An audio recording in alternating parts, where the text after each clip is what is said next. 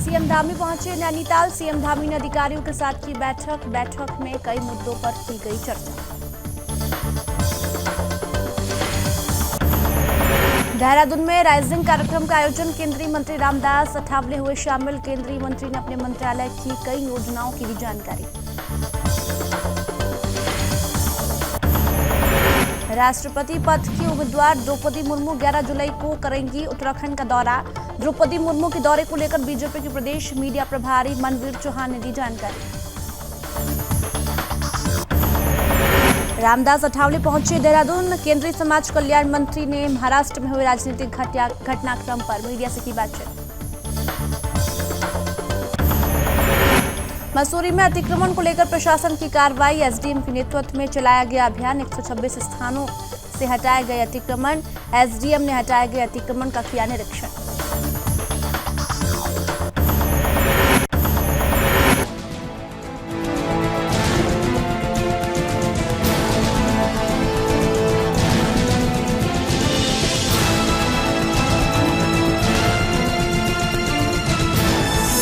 आप देख रहे हैं सुदर्शन न्यूज।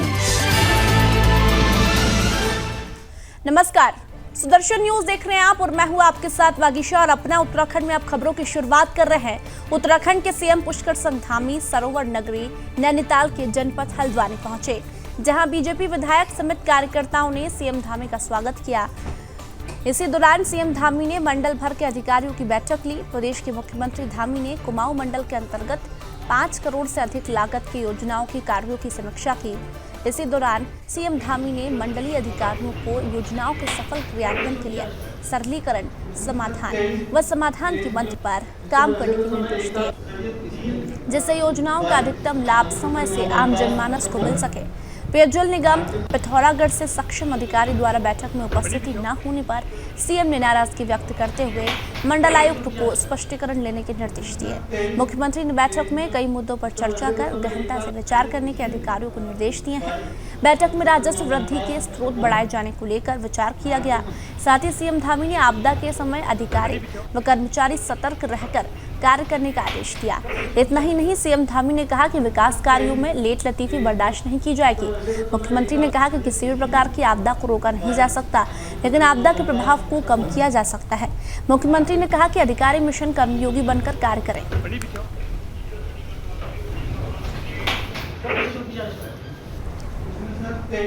उत्तराखंड के देहरादून में कार्यक्रम का आयोजन किया गया। केंद्रीय मंत्री रामदास अठावले राइजिंग उत्तराखंड कार्यक्रम में शामिल हुए। इसी दौरान उन्होंने अपने मंत्रालय की कई योजनाओं की जानकारी दी।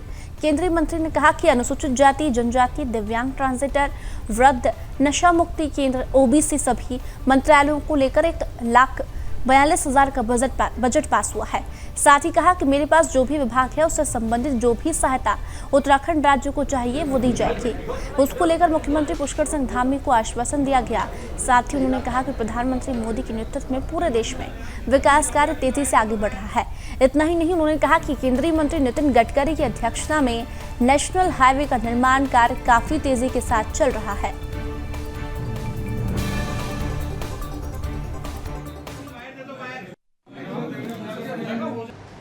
युवाओं का हाथ विकास के साथ करीब 4 दशक बाद राष्ट्रीय शिक्षा नीति 2016 से मान्यता प्राप्त स्टार्टअप की संख्या में 100 गुना वृद्धि हो गई है। मिडिल क्लास का सम्मान जीवन हो आसान। 5 लाख रुपए तक आय तक फुल टैक्स रिबेट। प्रभावी कर की दर 2013 में 12.7% से घटकर 2022 में 8.3% हो गई। 15 लाख रुपए प्रति वर्ष। तो इसी तरह मतलब इंफ्रास्ट्रक्चर तेज़ी से हो रहा है बेहतर। तो 2014 से रोड ट्रांसपोर्ट और हाईवे बजट आवंटन में 500% की वृद्धि हो गई है।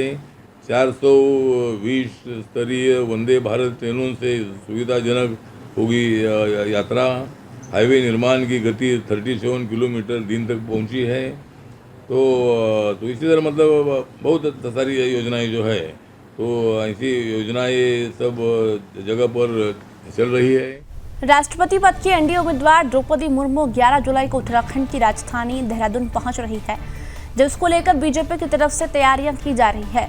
इस संबंध में भाजपा प्रदेश मीडिया प्रभारी चौहान ने जानकारी देते हुए बताया कि 11 जुलाई को सुबह 10 बजे एनडीए उम्मीदवार द्रौपदी मुर्मू जॉली ग्रांट एयरपोर्ट पहुंचेंगे, जहां पर बीजेपी के वरिष्ठ नेताओं की तरफ से उनका स्वागत किया जाएगा और उसके बाद मुख्यमंत्री आवास पर आयोजित बैठक में उम्मीदवार मुर्मू शामिल होंगे।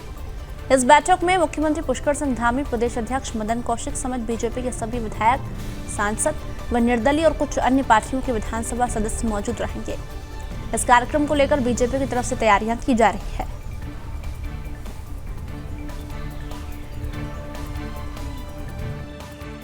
मीटिंगें तो होती हैं। हमारे एनडीए की राष्ट्रपति के उम्मीदवार माननीय द्रौपदी मुर्मू जी 11 तारीख को देहरादून उनका आगमन उत्तराखंड आगमन हो रहा है और 10 बजे करीब वो एयरपोर्ट जॉली ग्रांट में लैंड करेंगी और वहाँ पर उनका भव्य स्वागत की तैयारी की जा रही है। उसके बाद माननीय मुख्यमंत्री जी के आवास पर हमारे भारतीय जनता पार्टी के सभी सांसद, सभी विधायकगणों को साथों बैठने वाली हैं और वो सभी दलों से, अन्य दलों से भी जो निवेदन अपने पक्ष में वोट करने के लिए निवेदन करेंगे और ये जीत बहुत ऐतिहासिक जीत हमारी सुनिश्चित है और पहली बार ऐसा लगे कि एक तरफा जो है राष्ट्रपति का चुनाव हुआ है। केंद्रीय समाज कल्याण और न्याय मंत्री रामदास अठावले उत्तराखंड दौरे पर पहुंचे। इसी दौरान केंद्रीय समाज कल्याण और न्याय मंत्री रामदास अठावले ने देहरादून में मीडिया से बातचीत की। इसी दौरान उन्होंने महाराष्ट्र में हुए राजनीतिक घटनाक्रम पर बोलते हुए कहा कि महाराष्ट्र में जल्द ही बीएमसी के चुनाव होने वाले हैं और इन चुनावों में भाजपा अपना मेयर बनाएगी। साथ ही उन्होंने कहा कि महाराष्ट्र की रिपब्लिकन पार्टी से आते हैं और उसके राष्ट्रीय अध्यक्ष हैं और भारतीय जनता पार्टी के साथ एसोसिएट हैं। उन्होंने कहा कि आगामी बीएमसी चुनाव में उनकी पार्टी रिपब्लिकन से डिप्टी मेयर चुना जाएगा। साथ ही उन्होंने ये भी कहा कि महाराष्ट्र राजनीतिक घटनाक्रम पूरी तरह से बदल चुका है और अब वहां पर बीजेपी का परचम लहराएगी। इसके अलावा केंद्रीय मंत्री रामदास अठावले ने महाराष्ट्र में हुए राजनीतिक घटनाक्रम पर उद्धव ठाकरे को घेरते हुए कहा कि एकनाथ शिंदे ने उद्धव ठाकरे का भविष्य बर्बाद कर दिया है।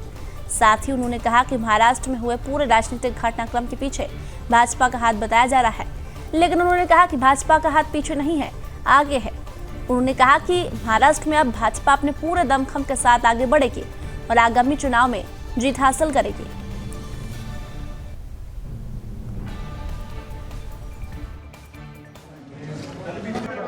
मुझे लगता है कि बीएमसी चुनाव जो है चुनाव जीतेंगे और वहाँ मेयर बीजेपी का होगा और डिप्टी मेयर आरपीआई का होगा। मतलब मेरी पार्टी जो है ये मुंबई में ताकतवर पार्टी है और एकनाथ शिंदे जी ने जो बंड किया, ये बंड नहीं महाबंड था और माननीय उद्धव ठाकरे जी को बहुत बड़ा चैलेंज देने का काम उन्होंने किया है। 40 एमएलए जो है, ये 40 एमएलए 55 में से 40 एमएलए उनके साथ आए और 10 एमएलए विधान परिषद की उनके साथ आए, मतलब न 10 एमएलए इंडिपेंडेंट उनके साथ आए। उसी तरह 50 एमएलए जो है ये उनके साथ अभी आए हैं, तो इसका असर हमारे लिए अच्छा होगा। देवेंद्र फडणवीस जी ने मुख्यमंत्री पद नहीं स्वीकार कर एक बहुत बड़ा काम किया है, बड़ा दिल उन्होंने दिखाया है और एकनाथ शिंदे जी को, उद्धव ठाकरे जी को एक बहुत बड़ा चैलेंज खड़ा करने के लिए उन्होंने मतलब वो पीछे 2 कदम आकर उन्होंने एकनाथ शिंदे को मुख्यमंत्री बनाया है और ये एक बहुत अच्छी बात हो गई है और अभी बहुत जल्द ही मंत्रिमंडल का विस्तार होगा और उसमें मेरे पार्टी का भी एक मंत्री होगा। खबर उत्तराखंड की मसूरी से है, जहां प्रशासन की कार्रवाई सामने आई है। बता दें कि मसूरी में गुरुवार को बड़े पैमाने में शहर से 126 स्थानों से स्थायी और अस्थायी अतिक्रमण को हटाया गया। दरअसल मसूरी में अतिक्रमण को हटाने को लेकर एसडीएम के नेतृत्व में अभियान चलाया गया, जिसको लेकर प्रशासनिक टीम के अधिकारियों के साथ लोगों की तीखी नोकझोंक हुई, लेकिन प्रशासन ने किसी की नहीं सुनी और अतिक्रमण पर देर शाम तक कार्रवाई जारी रखी। वहीं देर रात को स्वयं एसडीएम नरेश दुर्गापाल ने एक बार फिर सभी हटाए गए अतिक्रमण का निरीक्षण किया। साथ ही वो मसूरी उप जिला चिकित्सालय के पास फिर से अतिक्रमण कर टीन शेड डालने पर उसको ध्वस्त सामान को जब्त किया। एसडीएम नरेश दुर्गापाल ने कहा कि अतिक्रमण किसी भी हाल में बर्दाश्त नहीं किया जाएगा और हटाए गए अतिक्रमण पर अगर दोबारा अतिक्रमण किया जाता है तो संबंधित व्यक्ति के खिलाफ सख्त कानूनी कार्रवाई की जाएगी। उन्होंने कहा है कि सुनिश्चित किया गया है कि जिन जगहों से अतिक्रमण को हटाया गया उन स्थानों पर दोबारा अतिक्रमण न हो, इसकी जिम्मेदारी संबंधित विभागों को दी गई है और अगर दोबारा अतिक्रमण हुआ तो संबंधित विभाग के अधिकारियों पर कार्रवाई होगी। वहीं कई अतिक्रमणकारियों ने सामान मसूरी में अतिक्रमण के खिलाफ प्रशासन ने कार्रवाई शुरू कर दी है इसी दौरान लोगों के विरोध के चलते भारी पुलिस बल मौके पर तैनात किया गया। वहीं मसूरी भाजपा मंडल अध्यक्ष मोहन पेटवाल ने कहा कि अतिक्रमण अभियान की जानकारी उनको नहीं है और वह शहर से बाहर है। मसूरी कांग्रेस नेताओं का भी विरोध देखने को नहीं मिला। वहीं पुलिस पालिका प्रशासन की ओर से साफ किया गया है कि मसूरी में किसी भी प्रकार को अतिक्रमण बर्दाश्त नहीं किया जाएगा। वो अतिक्रमण के खिलाफ कार्रवाई जारी रहेगी।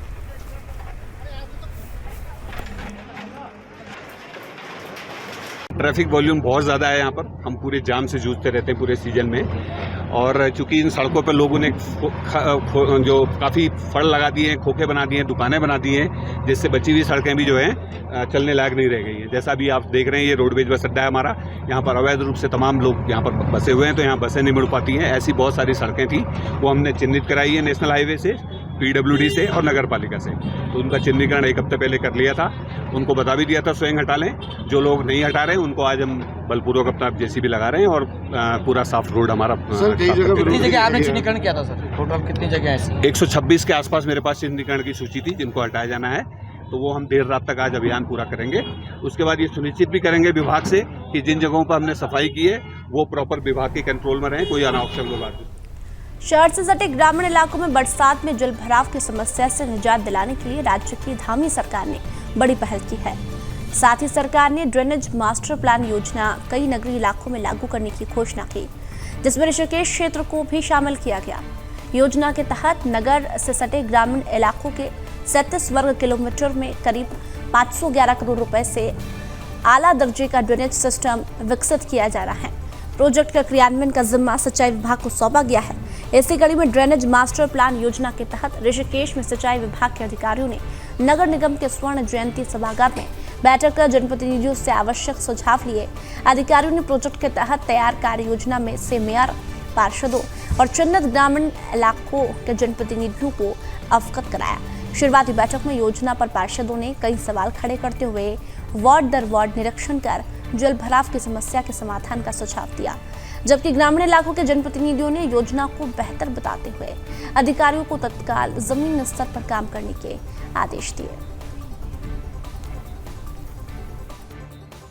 क्योंकि ऋषिकेश में जगह जगह पानी की समस्या इतना रहती है, ऊपर से पूरे जंगल का पानी शहर में आ जाता है और वहीं से सारा आवागमन रहता है, तो पानी इतनी ज़्यादा आता है कि पूरा लबालब हो जाता है। काफ़ी जब तक बारिश बंद होने के बाद भी आधा घंटे तक लोगों को कमर कमर के पानी से गुजरना पड़ता है। उसमें लगातार जो हमने प्रयास करे थे, जो पत्राचार करा था, आज उसका नतीजा ये रहा है कि हमारे माननीय मुख्यमंत्री पुष्कर सिंह धामी जी ने उसमें घोषणा करी और अधिकारियों को सख्ताई से निर्देशित करा कि हमारे जो ऋषिकेश जैसा शहर है उसमें अन्य भी हमारे निकाय हैं, हरिद्वार है, देहरादून है, रुड़की है, हल्द्वानी है, भगवानपुर है, अन्य शहरों में भी ड्रेनेज सिस्टम को प्लान लागू करने की उन्होंने घोषणा करी है और काफ़ी सख्ताई से निर्देशित अधिकारियों को करा है कि इसको जल्दी से जल्दी धरातल पे उतारा जाए।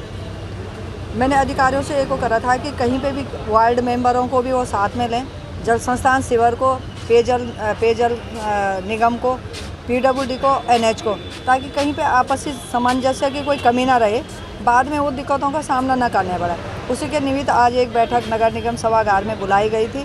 पार्षदों की तरफ से भी बहुत अच्छे सुझाव आए हैं। जहाँ जहाँ पे उनके वार्डों में पानी का ठहराव होता है, पानी जमा होता है, वहाँ से भी ड्रेनेज सिस्टम को जोड़ेंगे।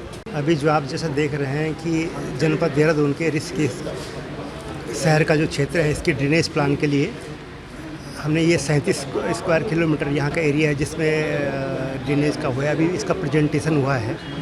अभी इसका प्रेजेंटेशन हुआ है। यहाँ पे जो स्टेक होल्डर्स हैं इनके साथ बैठक हुई है। अभी इनके जो है और अभी आ जाएंगे आपके पास जो है इनके जो इनसे अभी बातें हुई हैं, जो किसी को ऑब्जेक्शन है, कहाँ पे क्या करना है, पानी का ड्रेनेज का क्या होना है, क्या होना है। इसके बाद साइट पे जाके विजिट करेंगे। विजिट करने के बाद उसके बाद फिर से सभी लोगों के साथ आपस में जॉइंट मीटिंग करके फिर इसका जो मास्टर प्लान तैयार होगा, तभी इसको जो यहाँ पे काम कर रहा है जो ठेकेदार, उसके माध्यम से फिर जो है यहाँ पे प्रेजेंटेशन होगा, तब जाके ये फाइनल किया जाएगा। भाई अपने ग्राम सभा खतरी खड़क माफ के विषय में जो हमने नक्शे की जिसमें ड्राइंग देखी है, जो इनको प्लान डिज़ाइन किया है, भाई हमारे गांव के लिए तो बहुत ही बढ़िया योजना है ये, क्योंकि अब गांव में जो है सब पहले कच्चा हुआ करता है, लेकिन अब सब मार्ग जो है पक्के बन गए हैं। और क्योंकि ग्रामीण परिवेश है, ऊबड़ खाबड़ होता है, अब सड़कें जो है बन गई हैं, सीसी हो गई हैं। अब इधर भी मकान उधर भी मकान, और पानी जो है बीच में नालियों में झूलता रहता है। तो उस प्रकार से, तो जिस प्रकार से हमने ड्राइंग देखी है और जो दिखाया इन्होंने, तो अगर ये हमारे गाँव में, हम तो कह रहे हैं कि ये कल सुबह से अगर हमारे गाँव में काम शुरू करना चाहते हो, हम तो स्वागत करते हैं इस योजना का कि एक प्रॉपर ड्रेनेज सिस्टम जो है हमारे गाँव के अंदर जाएगा। हमारे गाँव के लिए तो बहुत अच्छी योजना है, हम स्वागत करते हैं। खबर उत्तराखंड से है, जहां सरोवर नगरी नैनीताल व उसके आसपास के क्षेत्रों में बारिश हुई। देर रात मूसलाधार बारिश के पड़ने से हल्द्वानी नैनीताल मार्ग पर हनुमानगढ़ मंदिर के पास भारी मात्रा में पहाड़ों से मलबा गया, जिससे कई घंटों तक यातायात बाधित रहा। वहीं मूसलाधार बारिश के चलते देर रात एक राजमार्ग गर्जिया बेतालघाट मोटर मार्ग और 4 ग्रामीण मार्ग फतेहपुर बेल बजुन अधोड़ा मार्ग सनकोट के देवीपुरा सोड़ मार्ग बंद हो गया। वहीं नैनीताल में भी अभी भी मौसम का मिजाज बदला हुआ है, साथ ही आसमान में घने बादल छाए हुए हैं। साथ ही नैनीताल के स्नोव्यू में सबसे अधिक बारिश 63.0 mm रिकॉर्ड हुई है, जबकि अन्य क्षेत्रों में मामूली बारिश की बौछार पड़ रही है। इस बीच प्रशासन ने जेसीबी मशीन से मलबा साफ कर यातायात खोलने का प्रयास किया है।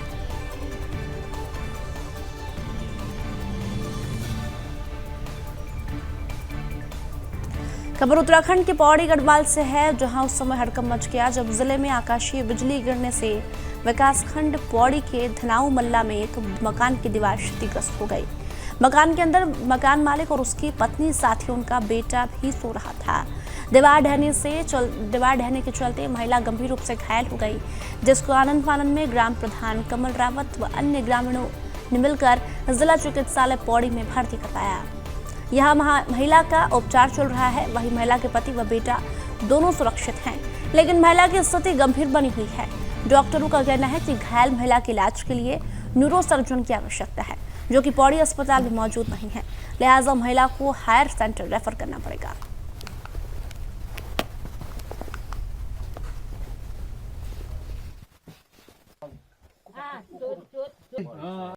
सुबह जब आकाश से बिजली गिरने से, और ये 3 जने उस मकान में थे, अनुसूचित जाति के व्यक्ति हैं, और इनका मकान आकाश से बिजली गिरने से ये पूरा ढह चुका है। जहाँ पर भरसी देवी जो घायल व्यक्ति है, उस पर वो पूरा जमींदोज हो गया था पूरा मकान। और जहाँ पर फौरी राहत हम लोगों ने वहाँ पे पहुँचाई, सारे गाँवों ने मिलकर वहाँ से उनको लेके सेंटर तक पहुँचाया, अस्पताल तक, और काफ़ी उन लोगों को गंभीर चोटें आ रखी है। मेरा शासन प्रशासन से ये है कि उन गरीब लोगों को, उन पीड़ित व्यक्तियों को फौरी राहत के तौर पर कुछ न कुछ उनको दिया जाए, जिनसे उनका भरण पोषण हो सके। मैं सुबह के टाइम सो रहा था, सोते टाइम बिजली कड़की जोर से 6 बजे के टाइम पे पूरी दीवार जो थी वो नीचे गिर गई, और मैं तो उठा, मेरे यहाँ चोट लगी कंधे पे, और यहाँ इधर के साइड चोट लगी। मैं तो एकदम उठ गया, लेकिन मेरी माता जी आँख नहीं देखती, कान नहीं सुनती, वो जब तक सचेत होती, जब तक उठती हो, तब तक पूरी दीवार उनके ऊपर आ गई और वो मलबे के नीचे दब गई। इससे हम हड़बड़ा के उठे और उन्होंने फटाफट मलबा हटाने को 10-15 मिनट हमें मलबा हटाने में लगा। उसके बाद उनको आराम से बिठा के, और तब उसके बाद मैंने कॉल किया 108 को, और फिर गांव में जाके प्रधान जी को बताया।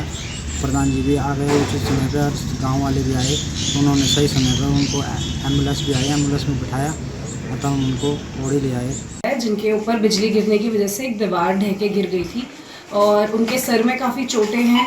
कुल्ले की हड्डी टूटने की हमें लग रहा है कि कुल्ले की हड्डी टूटी है। अभी उसके लिए एक्सरे की जांच है और सीटी स्कैन की जांच वगैरह हमारी तरफ से जारी है। नहीं, ये इमरजेंसी दिक्कत है, सिर पे काफ़ी ज़्यादा गहरी चोट है, तो हमें न्यूरो सर्जरी को एक बार दिखाना पड़ेगा। कहाँ, यहाँ से कहीं से भेजना पड़ेगा? हाँ जी, यहाँ से कहाँ? किसी बड़े सेंटर में जहाँ पे न्यूरो सर्जन की व्यवस्था होगी, वहाँ पे भेजना। क्या इस आपके अपने हॉस्पिटल में नहीं है? यहाँ पे नहीं है वो चीज़? बट वो एक सुपर स्पेशलिटी होता है, तो वो सरकारी अस्पतालों में ऐसे अवेलेबल नहीं होता है। खबर उत्तराखंड से है, जहां खेल मंत्री रेखा आर्य पहुंची। इसी दौरान खेल मंत्री रेखा आर्य ने मुनिकी रेती में पूर्णानंद स्पोर्ट्स स्टेडियम का निरीक्षण किया। इसी दौरान खेल मंत्री ने स्टेडियम में फैली अव्यवस्थाओं पर गहरी नाराजगी व्यक्त की। उन्होंने विभागीय अधिकारियों को स्टेडियम का समतलीकरण कराने के साथ अन्य आवश्यक इंतजाम जुटाने के निर्देश दिए। साथ ही उन्होंने कहा कि जल्दी स्टेडियम में छात्रों के लिए छात्रावास का इंतजाम भी किया जाएगा।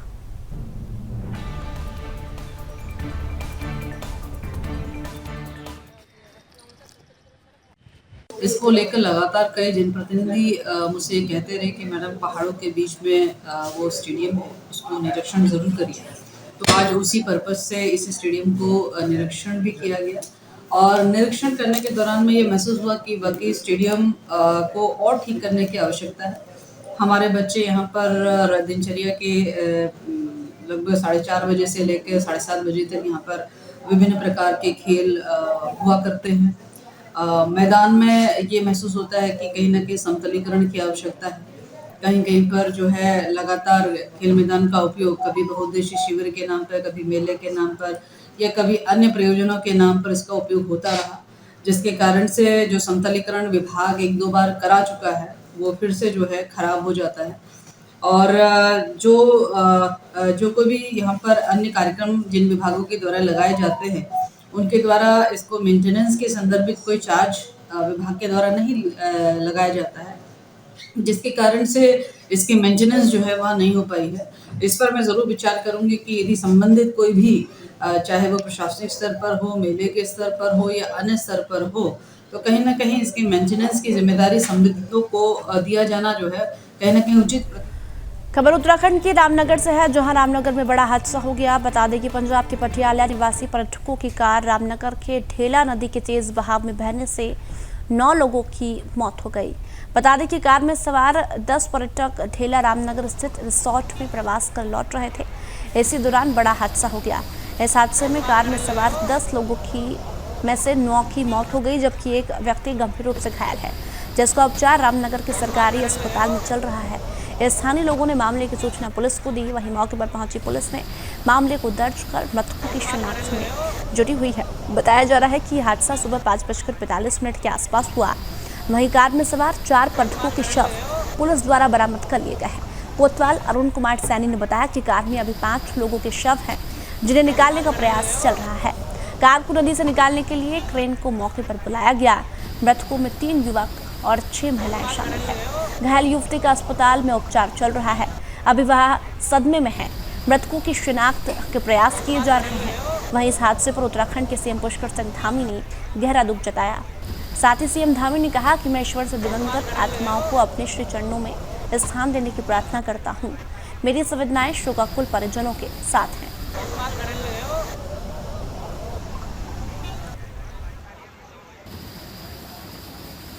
नौ लोगों की जान जा चुकी है। एक लड़की यहाँ से बच के निकल गई है।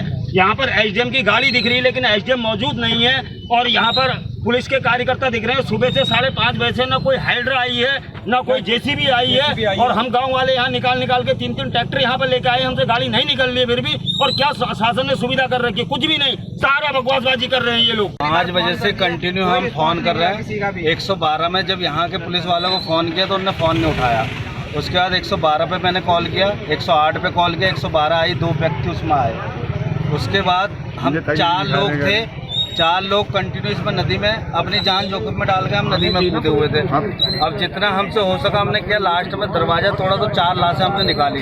फिर हमारे कुछ हमने गांव वालों को बुलाया, गांव वाले इकट्ठे हुए तो हम 4 लाशें हमने निकाली। अब उसके बाद 5 बजे से अब ये 10 बजने वाले हैं, अभी तक जेसीबी नहीं आई है। मैं अपने टाइम पर जैसे कि रोज ही हम लोग खेलने के लिए सफारी के लिए आया थे तो तभी हम एक नाला पीछे से क्रॉस करके आए, उसमें भी काफ़ी पानी था। और यहाँ के देखा हमने तो जैसे आके खड़े हुए तो एक उसमें से जो गाड़ी इसमें गिरी है नाले के अंदर, एक लड़की हमें बाहर खड़ी हुई दिखी। उसने हल्ला काट रखा था, मैं पता नहीं क्या हो गया है। हमने जब वहाँ रुक के देखा तो पूरी गाड़ी इनकी समथिंग 10 लोग उसमें मौजूद थे। तो पूरी गाड़ी पानी के अंदर पलटी हुई हम लोगों को दिखाई दी। तो जैसे ही हम लोगों ने देखा, हम मदद के लिए उसकी गाड़ी पे पहुंचे तो उसके अंदर कम से कम भी नहीं तो 10 लोग थे, जिसमें से 7 लेडीज़ और 3 जेंट्स उसमें थे। और एक लेडीज़ बाहर जो खड़ी थी सिर्फ वही बची है, जिसमें 9 लोगों की इस पानी के अंदर मौत हो गई है।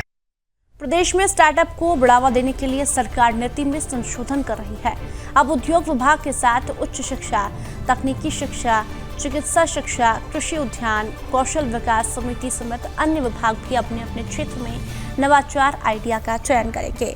उद्योग सचिव डॉक्टर पंकज कुमार पांडे ने कहा कि अभी तक उद्योग विभाग के माध्यम से स्टार्टअप के लिए नवाचार आइडिया की तलाश की जा रही है। सरकार की ओर से स्टार्टअप को बढ़ावा देने के लिए नीति में संशोधन करने की तैयारी है, जिसमें सभी विभागों के माध्यम से अपने अपने क्षेत्रों में नवाचार आइडिया का चयन किया जाएगा। प्रदेश में आने वाले समय में आइडिया चयन के लिए बड़े स्तर पर कार्यक्रम किया जाएगा, जिसमें बेहतर नवाचार आइडिया को चयनित कर मान्यता दी जाएगी। टाई के अध्यक्ष श्री प्रकाश ने कहा कि नवाचार उद्यमियों को स्टार्टअप में आगे बढ़ने के टिप्स दिए। उत्तराखंड के पहले स्टार्टअप सनफॉक्स टेक्नोलॉजी के संस्थापक रंजन जैन ने भी अपने अनुभव साझा किए हैं।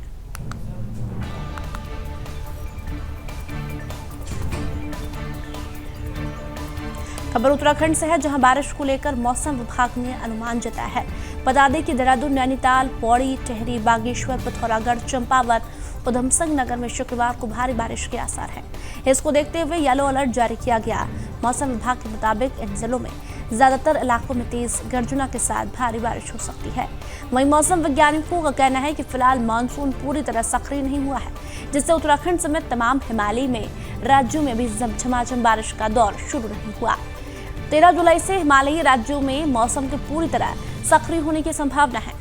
मौसम विज्ञान केंद्र के निदेशक विक्रम सिंह ने बताया कि 8 जिलों में भारी बारिश के चलते आपदा प्रबंधन को सतर्क रहने की जरूरत है। अगले 24 घंटे में देहरादून जिले में कुछ इलाकों में भारी बारिश की संभावनाओं को देखते हुए DM doctor R Rajesh Kumar ने अफसरों को अलर्ट रहने के आदेश दिए हैं।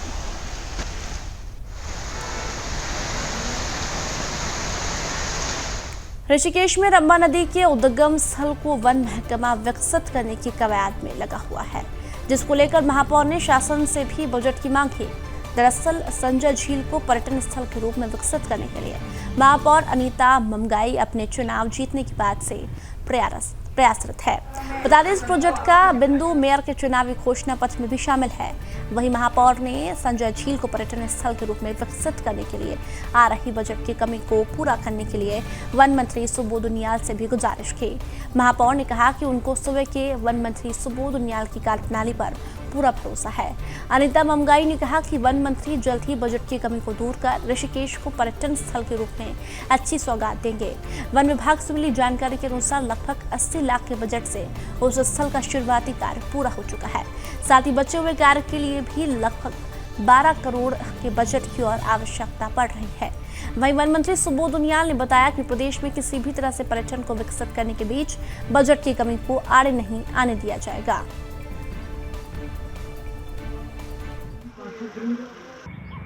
हमारा वहाँ पे वो रंबा कुंड है और रंबा नदी का उद्गम स्थल है। बरसों से उसकी मांग आ रही है। बरसों से सभी शहरवासी चाहते हैं कि ये ऋषिकेश का 4 धाम यात्रा का पर्यटक स्थल भी है और यहाँ पर हमारा पड़ाव भी है। तो शुरुआती पहले हमारे नगर निगम के प्रवेश द्वार पे वहाँ पे संजय झील है। ये मेरे घोषणा पत्र में भी है। हमारा मुख्य बिंदु में है। जब से मैं चुनाव जीती, मैंने इसकी कमान संभाली नगर निगम की, लगातार उसमें प्रयासरत हैं। तो डीपीआर मुझे लग रहा है कि करो। हमारा राज्य की एक पहचान आध्यात्मिक राज्य की है और इसको योग नगरी भी बोलते हैं, इसको धर्म नगरी भी कहते हैं। और पूरे देश में, देश दुनिया के जो धार्मिक पर्यटक यहाँ बहुत ज़्यादा आते हैं, चाहे योगा के, चाहे वो वेलनेस टूरिज्म को लेके आए, चाहे वो योगा टूरिज्म को लेके आए या आध्यात्मिक उससे आए। तो इसमें जिस तरह से बैठ के दुनिया को महेश योगी जी ने एक अध्यात्म का संदेश दिया, उस अध्यात्म के संदेश को ही हम बरकरार रखते हुए मैंने आपसे जिस तरह कहा कि इसके और अपना उत्तराखंड में फिलहाल इतना ही। आप देखते रहिए सुदर्शन न्यूज। जय हिंद।